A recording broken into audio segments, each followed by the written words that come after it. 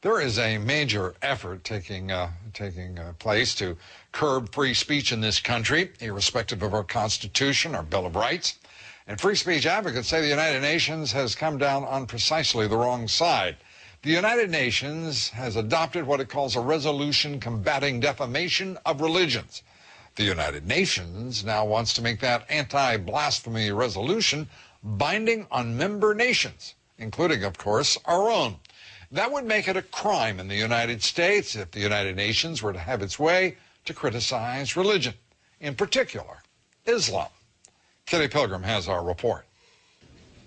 The UN General Assembly is considering a binding resolution urging member states to make it a crime to criticize Islam. What they would do would be to make it illegal to put out a movie or write a book or a poem which somebody could say was defamatory of Islam. The so-called Anti-Blasphemy Resolution would call on governments to pass their own laws to determine what can be said about religion in public.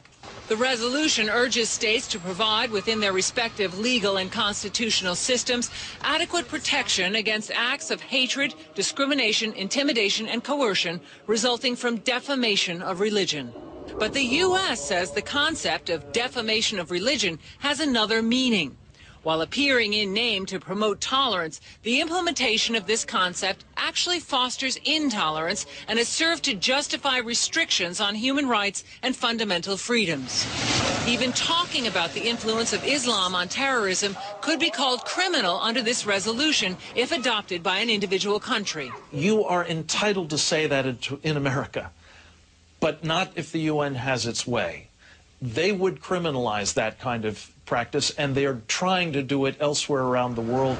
A group of 57 Organization of Islamic Countries, the largest bloc at the United Nations, has been pushing it out of concern, it says, over anti-Islamic behavior, saying this resolution is a major step towards sensitizing the international community on the serious impact of defamation of religions.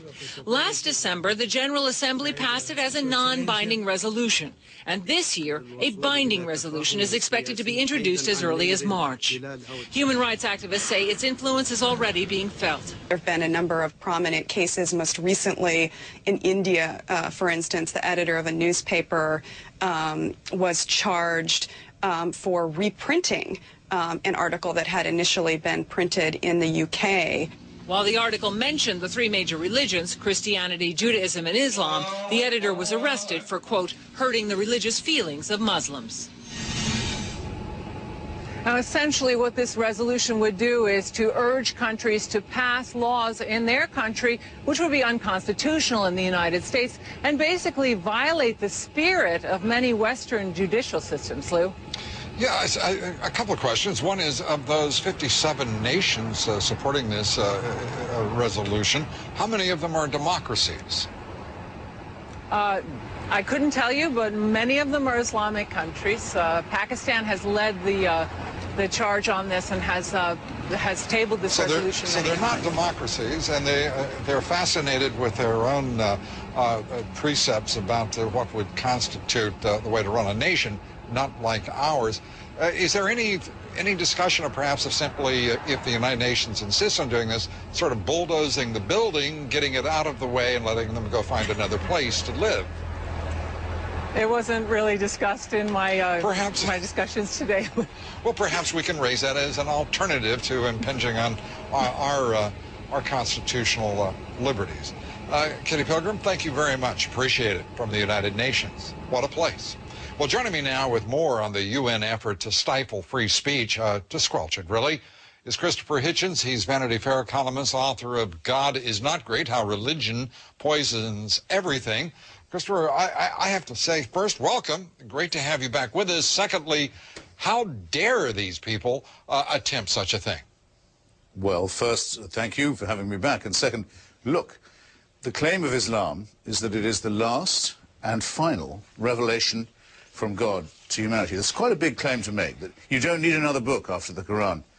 You don't need any more evidence. You don't need any more argument. It's all done for you. Now, that's okay if people want to claim that. But now they want to say, if you have any difficulty with this idea, if you have any doubts about it, you're not allowed to express them. Because if you do, you are insulting us. You're making us feel hurt. Now, just imagine those two claims put together. One, a fantastic claim, and the other, a fantastic claim that you can't challenge. That is totalitarianism defined. It's a rape and butchery of the First Amendment of our Constitution.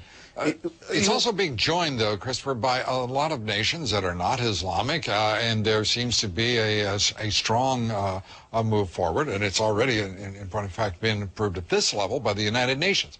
I have to say that we're reaching a point in the United States where we've got a group of people who will go around clucking, saying, oh, yes, this will be just fine, irrespective of our constitutional rights, because there's some, you know, we have Americans now. There is a movement afoot in this country for hidebound orthodoxy of all sorts of extremes, politically, religiously, in which people say, you know, the heck with the Constitution, there are higher issues at order here. You're quite right about that. I mean, when Salman Rushdie was sentenced to death by a senile theocrat in Iran for writing a novel, the Archbishop of Canterbury, His Holiness the Pope, certainly the Sephardic chief rabbi of Israel, and many other religious figures joined with Khomeini, not in exactly endorsing the fatwa, the death sentence, but in saying the problem was blasphemy.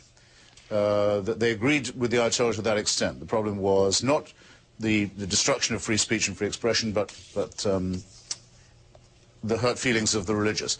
This is a common problem. I mean, in Britain, there's a blasphemy law that only protects Christians, for example. It's a big source of Muslim grievance. But when you clear away all these discrepancies, there's one overwhelming thing that's happening, and it's this. There are Muslims who are prepared to use violence at the drop of a hat. If a cartoon is published in Denmark, if the Pope makes an off-the-cuff remark, a stupid one in my opinion, about Byzantium or the Crusades, they go straight to violence, but yet you cannot criticize them for being violent, lest you be accused of blasphemy. Yeah, and it is well, Islam, of course, Christianity, whatever it may be. The United Nations is getting a bit burdensome, it seems to me, to anyone who's interested in freedom. Whether it be through the World Trade Organization, whether it be all sorts of institutions, organizations, ranging in issue from global warming to anti-blasphemy. Yes. This is becoming a totalitarian, authoritarian organization. And political correctness is really an effort to control, more seemingly to me at least, nothing more than an effort to control thought. Nothing to do with its remit either, which is the settlement of disputes among member states by peaceful means. Of course, nothing to do with that at all. And remember, thanks to Eleanor Roosevelt, all member states or applicants for membership of the UN were not compelled, but were strongly urged to sign the Universal Declaration of Human Rights, which, among other things, protects freedom of expression. And the countries that refused could still join, but remember that they were the then Soviet Union and Saudi Arabia. Those were the countries that said we would rather not have to think of universal human rights. Universal human rights exist, whether religion recognizes them or not. And we have to stand up for this. And we have to better start standing up for it now, I would say, against theocracy. Well, let me ask you, you know, in the course of the last several days, to my knowledge, I've been the only one in the national, I will put it this way, electronic media that has challenged Reverend Al Sharpton on the issue of the First Amendment, seeking the firing and actually the intervention of the federal government on the New York Post because of a cartoon that was lame, as I've said, insensitive, and I thought demonstration of bad judgment, but not racist. Where in the world has the national liberal media been on that issue? It was a very crummy cartoon, I have to say. Absolutely. But I can't imagine what they were doing. It wasn't, another crime, by the way, it wasn't funny. I mean, can we just say that that's also an offense? Oh, I started out with lame. Extreme, yeah. Being unfunny is a fantastic failure in a cartoonist. And I think we should have people's heads for every time they don't perform. The federal government has no competence in these matters. Right. And it can't be solicited for this event. Now, just scroll back a bit. I've been to Friday prayers in Tehran. Right. Several times. Christopher, I'm going to have to leave you at prayers if you don't hurry, because we're running out of time. Organized chanting of death to America, death to Britain, death to Israel. its head of state is allowed to come to the UN. That's fine by me, but don't let them tell me that only those who criticize them are being blasphemous. Yep. Well, I have to say that my patience is ending primarily with the United Nations that's arrogant enough to think it should leave us subservient to its collective will.